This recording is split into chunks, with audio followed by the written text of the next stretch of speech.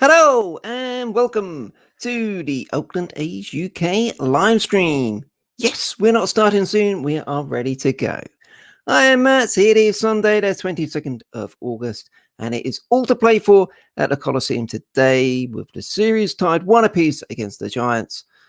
We're not going to talk too much about yesterday's game. Don't worry, A's fans. We're just going to park it. We're going to park it. We lost the game. That's all we need to think about. We lost yesterday after winning the opener, so it's 1 apiece coming into today. We win today, we win the series, we retain the Bay Bridge Trophy. Don't worry about it. It's all going to be fine. If you're watching live, either on YouTube or on Twitter, Periscope, feel free to leave some comments and I will keep an eye on them and answer any questions or any thoughts you have. Share your thoughts on the lineup today. Share your thoughts on what may happen in the coming week, because we've got a difficult week coming up. Home games, but games that we have to win. And yes, the pressure is certainly getting on as we're coming to the end of August. Lots of games going on, lots of teams trying to put us under pressure. We need to see the A's start firing. And yes, the only time I'll mention it again, yesterday's loss was exactly what we don't need to be doing, isn't it? To lose a game like that, I mean, nightmare. But we're not going to talk about it anymore. That's that done and dusted, kippers and custard. Move away from the conversation about yesterday's game and let's focus on today, because it should be a cracker. Game 3 of the series. There we go, down there. It is a 1:07 p.m. start at the Coliseum, which makes for a 9:07 p.m. start here in the UK. So about 40 minutes time. 10:07 in Central Europe. And for those of you who are not covered by the blackouts in the California area, it is a free game on MLB TV. So you can watch it wherever you are with a free MLB.com account. Log in and you can watch the game for free. And hopefully it goes the way of the A's today. We definitely need it to. Let's have a quick look at the lineup. We'll go into it in more detail a little bit later in the live stream. But here is the lineup for today. Frankie on the mound for the A's. Frankie says relax. And in terms of the starting lineup, comparing it to yesterday, out go Mitch Moreland, Sean Murphy, and Elvis Andrus is getting a day off today. Back into the team come Jed Lowry, Yan Gomes behind the plate. Chappie comes back into the team after a day off yesterday. So it's going to be Josh Harrison playing at shortstop today. And once again, it just goes to show the versatility of Josh Harrison.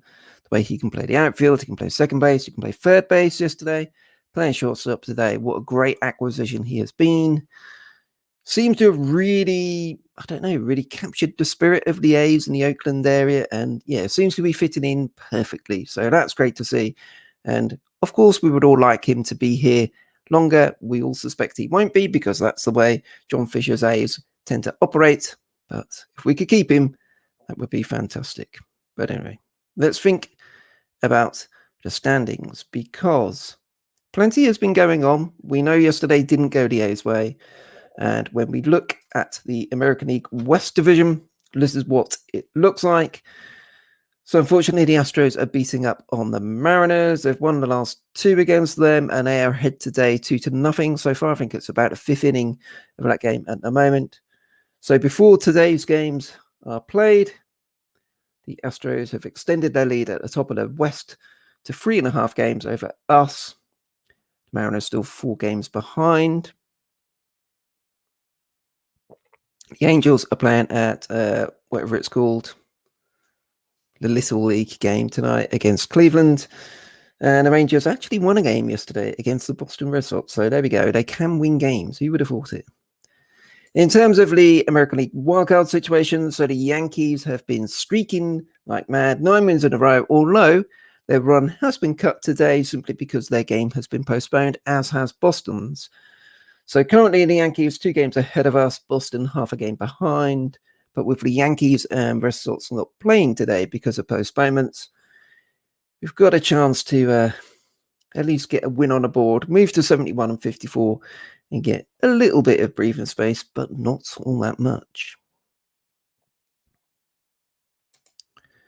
So, plenty to play for today, and I do feel confident with the A's. I think sometimes a game like yesterday, it really shows the character of a team. You never want it to happen, but it can happen. How does this team respond? Did they let it weigh them down today, or do they just fight back and make sure they win the series? I'm confident they're going to do the latter.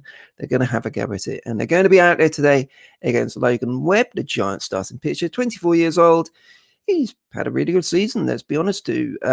His major league performances in the previous couple of seasons have been pretty up and down, nothing spectacular, but he's got a sub-3 ERA so far this season. It seems to be doing pretty well. Haven't seen a lot of him myself, I will be honest, but he's a right-handed pitcher, and the A's will be out to knock him out of the game early today. Let's see if we can do it. I mean, going back to that lineup, starting off Canna at the top. I do like the start of that lineup with Canna leading off left field. Starling Marte, the superstar. Starling Marte in centre field. Batting second. Batting third, Matty Olson at first base. Batting fourth, designated hitter today, back in the team, Jed Larry. Batting five at shortstop today, Josh Harrison. Batting six, ain't nobody like him, it's Matt Chapman at third base after his day off yesterday. Seth Brown after the Las Vegas turnaround. Played yesterday and is in the team again today. So he's out there in right field. Yan Gomes is back behind the plate. He played in the opener. Murph got the call yesterday, but Gomes is in today and is behind the dish, batting eighth. And then it's TK, Tony Kemp, batting ninth and playing second base. So looks a good lineup to me. And what was frustrating about yesterday is that there were a few signs of us doing a good job in terms of getting runners along. Was it a double steal yesterday? The games all merge into one at the moment, don't they? But I think it was a double steal yesterday. You see the A's have got that in them, especially with Starling Marte having come in. But you really need to see us taking advantage of opportunities, and the batting lineup really hasn't done that consistently well all season long, to be fair. It's not quite the case that we've just been sitting around waiting for the 3-run homer, but there have been plenty of situations where you just think, get the runner over. And you know the batters are good enough to do it. Is it approach? Is it what they're being taught? I don't know, but it has been annoying at certain points. Hello to Canna Uber Alice. Always nice to see you. I'm sure your friends will be along too. Flag East, always good to hear from you, pal. Good to hear from you. Yeah, double steal yesterday. I thought it was yesterday.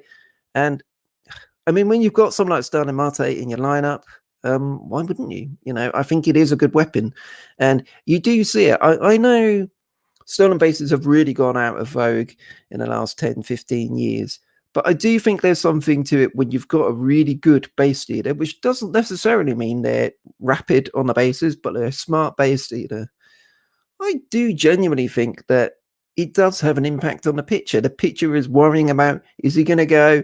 And having that doubt in the mind of something else to think about can help you at the plate too. So I would like to see the A's take advantage of Starling Marte. We saw it at the start of the season, didn't we, with Ramon Laureano, stole about 9 or so right early in the season and then basically shut it down for some reason. So yeah, that's a bit of a shame. But hopefully we can take advantage of it today. Oh, it's Bassett Uber Alice. You haven't been on this channel in a long time. Well, surely you're in a Chicago hospital at the moment, sir. Surely. Recovering from your injury. I believe he's having surgery on Tuesday, I thought it was. The actual Bassett is doing well, yes. Thank you, Canna. Thank you for the update.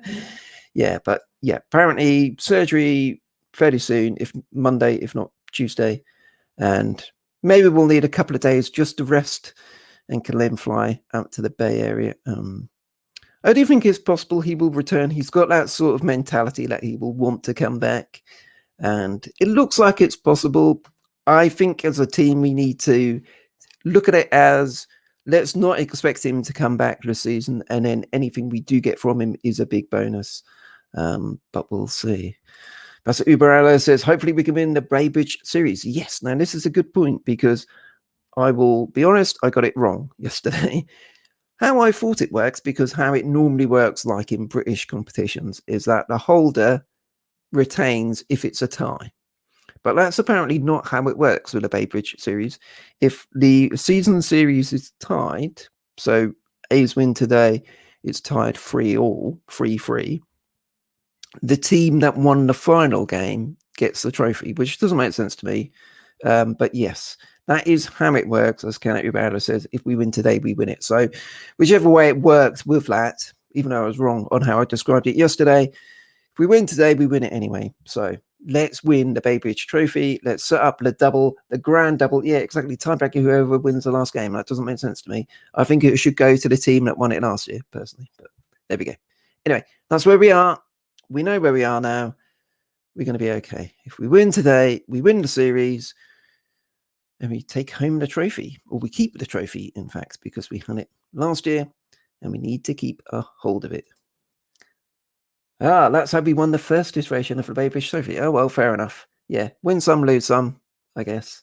We'll take it. We'll take those. If the rules work our way, we will take it, won't we? Yes, if the rules work our way, we think it's good. If not, it's bad. Yes. So yesterday's game didn't matter for who would win it, but still mattered for the standards. Yeah, interesting that. Interesting way of doing it. But there we go. Yes.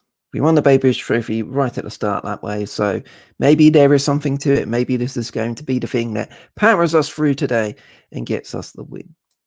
What we particularly need today, I will say, because the Bay Bridge series is still alive, is Frankie stepping up. We always say Frankie says relax on our Twitter account, because that's what we like to think. Frankie just taking charge, getting on top of a team, putting the team on his back, and sticking a good 6 or 7 innings in.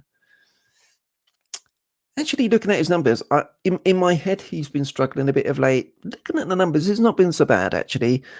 But he's kind of been typical Frankie. And I don't like to say that because I love Frankie Montes, but he has periods where he looks fantastic for 3 innings, and then 1 inning just gets completely out of hand.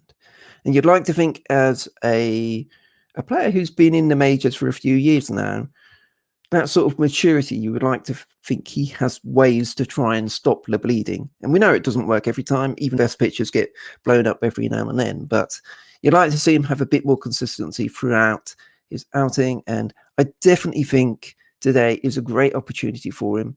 He looks like the sort of character who will thrive on the pressure of coming through in the game today. And spoke in previous live streams about the fact that Bassett is likely out. Sean Manaea hasn't been pitching too well of late, and again looks shaky yesterday. You need the other guys to be stepping up. Cole Irvin has been doing that. James Caprillion have been doing that. Both of them not being absolute stars, but doing good jobs as relatively inexperienced major leaguers. Frankie's the one who needs to step up now. Frankie says, relax. Fun time, Frankie. Let's get it done. And, yesterday was an example of why we needed Liam Hendriks. I'm trying not to speak too much about yesterday's game, to be honest, but it can happen, and it can happen to the best of them. It can happen to Liam Hendriks too. But yeah, it's fair to say he's had as good a season this year with the White Sox as we expected, just as Marcus Semien has had as good a season this year with Toronto as we expected. And yeah, good point. Kenneth Ubaudo. Even if we had Trevor Rosenthal, that would have been better. That's been the real issue, hasn't it? And I know I've mentioned this in the past, but the thing we have with the A's, because the budget is so pathetic, as given out by John Fisher, the owner, we just have no room for error. If we go and get a player like Trevor Rosenthal, spend what to us is decent money, although a lot of it was backloaded. If he goes down, we can't just go out and sign someone else for the same sort of money. Just as the Dodgers, that's one of the big advantages the Dodgers have. For all of the talent, for all of the cleverness in the front office, they can chuck ridiculous sums of money at Trevor Bauer, which was clearly going to end in disaster, I would say. And it all goes to pot. Well, they can go make a trade for Max Scherzer and take on his money. That's what money brings you. It gives you opportunities to make mistakes and to still be able to come through. And the A's don't have that. The A's front office doesn't have that margin of error. Even when they were going out and trying to improve the team before the trade deadline, it was having to trade away Jesus Luzardo to get starting Marte because we needed the Marlins to pay his salary. And when you're needing the Marlins to give you money, doesn't that tell you everything? Bassett Ibarra says Trevino has been very good, but made a mistake that cost us the game. Yeah, he did. Again, it happens to every closer. We've got to be honest with that. It's just I don't see Trevino as a closer, and that's no knock against him. I think he's a very good reliever when he's on. We saw it whenever it was 3 years ago when he was the setup man for Blake Trinan. That to me is where he should be. The setup guy in the 8th inning was someone else on. And that was clearly what the plan was this year, to have Trevor Rosenthal as the 9th inning guy and someone like Lou setting him up. So he's potentially sort of slightly been put into a role that maybe he's not quite there for, but he's doing his best, and that's all we can ask. Bassett Uberales, Fisher needs to take his cheap self out of the A's organization. Well, yes. Yes, I haven't got my Love Stomper Hate Fisher t-shirt on today, but we've had more BS about Vegas and all of that sort of stuff over the weekend, haven't we? Dave Cavell seems to have been on holiday or on vacation or something recently, but he's back, still talking up Vegas, and it's a bit disappointing the way, particularly from the San Francisco Chronicle, there seems to be a lot of stuff that comes flying out from them, basically saying, well, what's wrong with the Coliseum? And it does very much feel like they don't want the A's to be challenging the San Francisco Giants. Maybe that's being an A's fan there and seeing a conspiracy, but it's very annoying, isn't it? Here we go, big bad Clarky. Look at that lovely photo of Liverpool behind him, Liverpool FC. What do we have to give the Marlins for the money to keep Marte? He's amazing. So, yeah, I know. And that's a frustration because Marte is someone who is a really good player, great in centre field, good hitter, stolen bases, all-round package. So it's like there's no reason why you wouldn't want a guy like this in your lineup day in, day out. He isn't a super, although I call him superstar in Marte, he isn't that, upper echelon player who's going to command a huge contract. He's a good everyday player, but not an absolute superstar. So he's exactly the sort of player that any team in the majors should be able to put, say, a 4-year contract on a table to sign him up. And that includes the Oakland A's. And it is a disgrace, the way the A's are run, that they can't keep a guy like starting Marte. The Giants were linked to him at the trade deadline. It would be typical of the situation, just as they did with Tommy Nostella. We bring him to the Bay Area and the Giants snaffle him up over the offseason. I don't want to think about that because that just makes me upset. But yeah, let's be honest, that may happen. There we go. But I'm trying not to get upset, trying not to worry because, we need to be positive. We've got a game to win today and we just want positive thoughts. Giants should have stayed in Candlestick, ruined the port area with traffic. Yes. Yes, this is the thing. And it just keeps coming up time and time again. It's like, well, people were happy when the Giants did it. Why can't the A's do the same? But it's almost like, oh, well, the little A's, they can just take what they've got and have to settle for second best. And it's like, screw you, We're even Giants fans saying, well, the A's have always been, the littler team. And that's so untrue, as anyone with even a vague knowledge of Bay Area history knows. Screw them. Let's hope the A's get it done. It's difficult to have a lot of confidence in John Fisher, isn't it? But maybe he's a better property developer than he is a baseball team owner. And ultimately, that works out for the best for us. But we will see. We will see. Hopefully it does. In terms of the games coming up, so big game today, of course, we need to get the Babe Ruth Series trophy back in our cabinet. We need to win the series, particularly with the Yankees and Red Sox games being postponed today. But we've got a big week ahead, and we can take a quick look at that. So if I turn that one off and bring up the schedule for next week. So there we go. We have a 2-game series against Seattle to start it, Wednesday off, and then the 4-game series against the Yankees. So Monday night game at the Coliseum, it looks like it's going to be another start for Paul Blackburn. In that one, he did a good job on very short notice. He did a good job last time out. So he should be on the mound again. I believe it's Marco Gonzalez, who we seem to face all the time, every series when we face the Seattle Mariners. So he'll be on the mound for the Mariners. Then Tuesday, it's Cole Irvin and Flexon on the mound. And that's an 8:37 p.m. start here in the UK. So 12:37 out there at the Coliseum. So a nice day game on Tuesday for us to enjoy. Wednesday off, no baseball to enjoy then, but then we have the 4-game series against the Yankees. And the Yankees are in excellent form of late. They've won 9 in a row. Game today has been postponed. They have got a 2-game series in Atlanta on Monday and Tuesday before, like us, having the Wednesday off and then coming over to the Coliseum for the 4-game series. So Thursday and Friday night games. We've got a nice day game at the Coliseum on Saturday. So a 9:07 start here in the UK. And then Sunday's game, of course, has been picked as the ESPN Sunday Night Baseball game. So we're going to have to put up with a whole load of bullshit from their announcers about the A's. But don't worry about that. Turn the sound down. It's great for our team to actually have a bit of national publicity because the likes of Matt Olson, Matt Chapman, these guys deserve it. So that should be a good one. And the good thing about that for us here in the UK is that the Monday is a bank holiday, so a public holiday as they're known out there in the States. So we can stay up and watch that game live because we can sleep in on the Monday. So that is perfect. A few comments coming in. Every game for now on is huge. That's very true. Very true. He does note 2:40 a.m. That's rough. Yeah, it is a bit. But yeah, to be fair, I don't think we'll be watching that one live, but I'll be catching up on it the following morning. It's coming home. Yeah, I thought about saying that, Dom, but we haven't had a lot of good luck with that phrase, have we? So hopefully it is. Hopefully this is when it is coming home. The Bay Bridge series coming home to Oakland.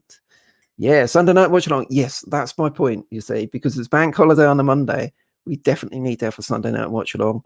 And we hopefully will have time to do a podcast in the coming week if we can get our schedule sorted. We have the Yankee series, so we do know 2 nice Yankee fans. 2 nice Yankee fans do exist. Sarah and Helen, although they certainly blotted their copybook on yesterday, with their Man City allegiance. Not having that. Those guys, they've got more clubs than the bloody golf shop, those lot. But yes, maybe we can get them on a podcast sometime this week.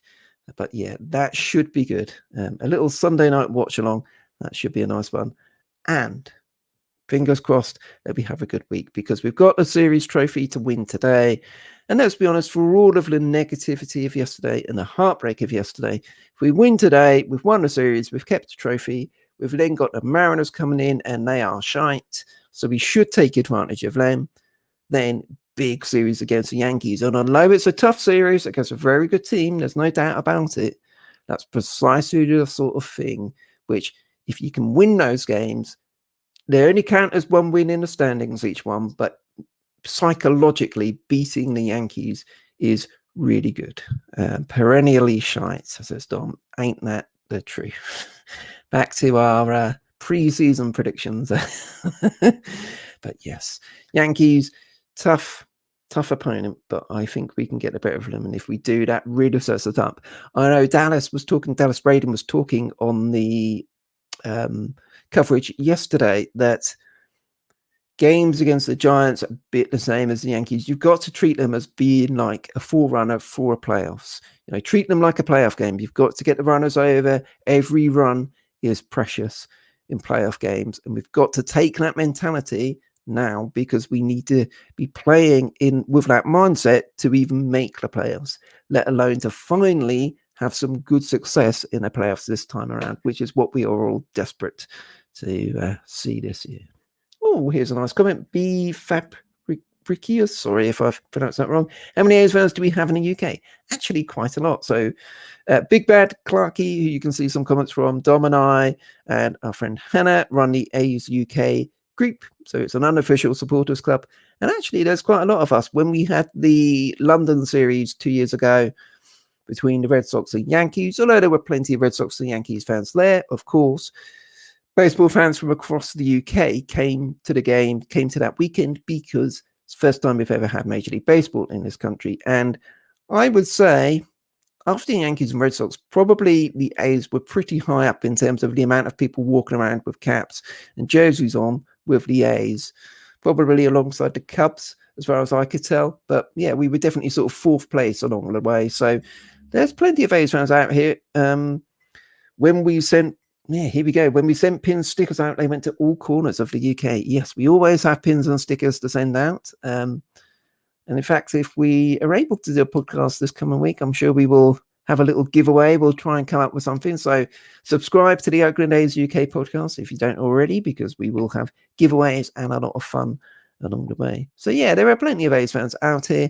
It's always a way being a West Coast team, as I showed on the schedule there. Night games are like 2:40 in the morning, 3:05 in the morning. So you tend not to be able to watch all of the games live, of course, but it's fun when you do, like when Sunday comes next week. It's going to be a night game, and yeah, it kind of makes it all worthwhile when you've got doing a Zoom watch along or whatever with your friends, watching a game in the dead of the night. It's always a bit dangerous because you forget the time and start cheering and shouting.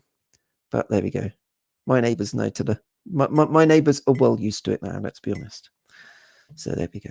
Anyway, I am excited for today. I think the A's are going to get it done. Game 3 is a 1:07 start time, so about 15 minutes away. In fact, exactly 15 minutes away from first pitch. 9:07 here in the UK. And that team, once more, here is the lineup. Canna lead it off with Marte, Oli, Jed, Josh Harrison playing shortstop today as Elvis gets the day off. Chappie back at third base. Seth Brown in right field. Ian Gomes behind the dish. And TK Maxx, Tony Kemp, second base, with Funtime Frankie on the mound. Woohoo! Okay, let's get it going, A's fans. We need a win today. Coliseum's going to be rocking. Unfortunately, there'll be lots of Giants fans there too, but we're going to shut them up today. Beat the Tiddlers is my comment for the day. Get the win the series, retain the Bay Bridge Series trophy, and kick on to what should be a very tough but potentially very exciting week of A's baseball. Thank you very much. If you've been watching live, there's been plenty of people in the comments, so thank you all for commenting. If you've been watching on the repeat, either via Twitter or on our YouTube channel, don't forget to subscribe either at Oakland A UK on Twitter or subscribe to the YouTube channel so you get notified when we go live next time. And that will probably be on the Tuesday ahead of the day game against the Mariners. So until then, I'll say enjoy the game. Let's hope we've got lots to enjoy about the game as A's fans and we get the win. I'm Matt. Thanks a lot for watching. See you next time.